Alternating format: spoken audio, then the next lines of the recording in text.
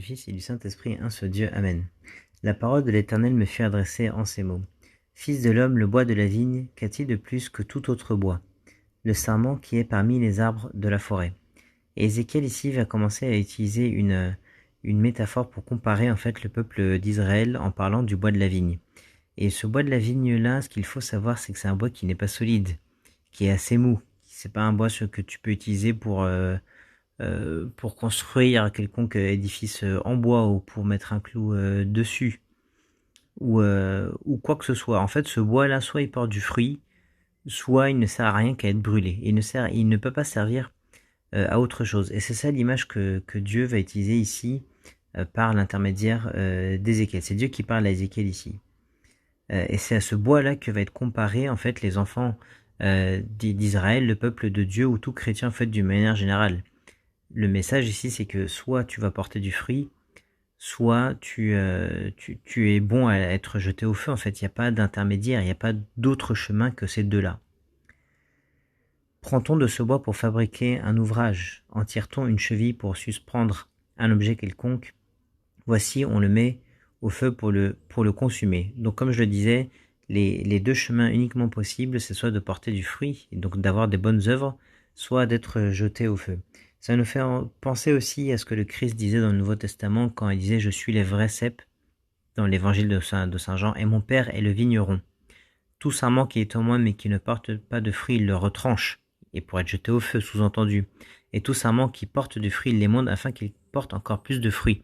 Donc soit on est ancré en Christ et on porte du fruit, dans ce cas-là, le Christ nous aide à porter encore plus de fruits, à avoir encore plus de bonnes œuvres, soit on est arraché en fait de cet arbre-là. L'autre chose à laquelle ça fait penser aussi, c'est quand le Christ disait « Vous êtes le sel de la terre ». Si le sel se dénature, avec quoi la lui rendra-t-on? Donc pour dire que soit tu as de la valeur, soit tu as du goût, soit tu n'en as pas en fait. Donc c'est ça l'idée de ce premier verset là dans le chapitre 15 d'Ézéchiel. Le feu en consume les deux bouts et le milieu brûle, sera-t-il bon à quelque chose? La fin de ce verset 4, les pères de l'Église là ont interprété en disant que cela fait référence en fait aux deux premières déportations. Vous savez, les Assyriens qui sont venus déporter le royaume du Nord, mais ils n'avaient pas pu déporter le royaume du Sud, le royaume de Juda, et ensuite Babylone, plus tard dans la deuxième déportation, est venu déporter aussi le royaume du Sud, le royaume de Juda. Et donc c'est venu des deux côtés en fait. Et ensuite le milieu brûle. D'abord les deux bouts ont commencé à brûler et le milieu brûle. Pour dire que Dieu corrige et tu as des occasions de repentir, mais tu brûles, à un moment tu brûles tout entier. Et dans ce cas-là, tu n'as plus de valeur. Déjà que tu avais quasiment pas de valeur avant d'être brûlé, mais une fois que tu es brûlé, tu n'as plus de valeur. C'est le verset 5. Voici, lorsqu'il était entier, on n'en faisait aucun ouvrage. Combien moins lorsque le feu l'a consumé et qu'il est brûlé, en pourra-t-on faire quelque ouvrage? Du coup, la petite méditation spirituelle qu'on peut se faire, comme je l'ai dit ici avant, c'est que il faut porter du fruit. Et ça veut dire quoi porter du fruit? Il y a deux façons de porter du fruit. On peut porter du fruit déjà en nous-mêmes, pour nous-mêmes, en ayant les fruits de l'Esprit Saint dont saint Paul a parlé. Amour, joie, paix, patience, bonté, bienveillance, foi, douceur, maîtrise de soi. Et déjà de grandir spirituellement et de développer ces fruits-là. Et donc de porter du fruit. Et dans ce cas-là, on servira à quelque chose en tant que bois de la vigne. Et on peut aussi porter du fruit pour les autres, servir les autres, les faire venir à Dieu et faire croître les autres par un service et ramener les gens à Dieu. Ça, c'est une autre bonne œuvre, évidemment. Une autre façon de porter du fruit, c'est de développer ces fruits-là chez les autres, de créer des fruits ou des gens qui se rapprochent de Dieu. Donc c'est ça qui est important de se dire peut-être pour nous chrétiens en lisant ce chapitre 15 dans le Nouveau Testament. C'est pourquoi ainsi parle le Seigneur l'Éternel, comme le bois de la vigne parmi les arbres de la forêt, ce bois que je livre au feu pour le consumer, ainsi je livrerai les habitants de Jérusalem. Et donc c'est ça le traitement en fait du peuple d'Israël, c'est d'être brûlés parce qu'ils sont dans le péché et ils refusent le repentir.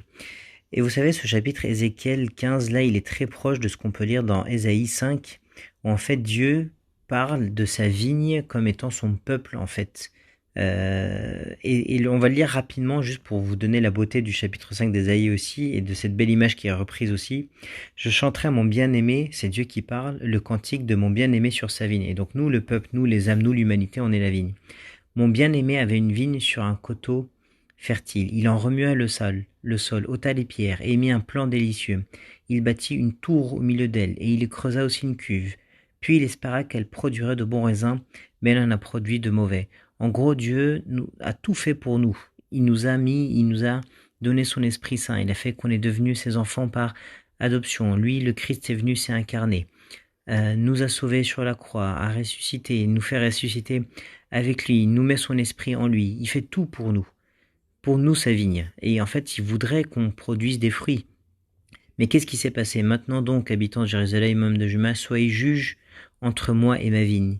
Qu'y avait-il encore à faire à ma vigne que je n'ai pas fait pour elle? Dieu y fait tout pour nous. Pourquoi, quand j'ai espéré qu'elle produirait de beaux raisins, en a-t-elle produit de mauvais? Et si on ne répond pas à toutes ces bonnes œuvres-là que Dieu a faites pour nous et tout cet amour pour nous, qu'est-ce qui va nous arriver? Eh bien, on continue en lisant Ésaïe 5, c'est la même idée. Je suis au verset 5, je vous dirai maintenant ce que je vais faire ma vigne. J'en arracherai la haie pour qu'elle soit broutée, j'en abattrai la clôture pour qu'elle soit foulée au pied, etc., etc., et qu'au final, elle finisse brûlée. Et si on vient dans Ézéchiel, c'est pourquoi ainsi parle le Seigneur l'Éternel, comme le bois de la vigne parmi les arbres de la forêt. Ce bois que je livre au feu pour le consumer, ainsi je livrerai les habitants de Jérusalem. Et les arbres de la forêt ici représentent en fait les incroyants, qui refusent le Christ et qui refusent de croire, et dont le destin en fait est de brûler aussi. Et donc là, qu'est-ce qui va se passer pour ce peuple d'Israël qui refuse Dieu? Il va être mis parmi les arbres de la forêt, il va être brûlé comme ces arbres de la forêt, donc la vigne et les arbres de la forêt. Et enfin, je tournerai ma face contre eux, ils sont sortis du feu, et le feu les consumera.